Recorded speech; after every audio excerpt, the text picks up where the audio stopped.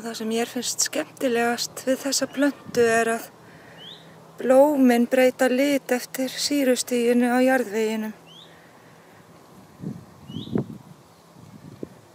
Þau eru í alls konar bleikum og bláum litum.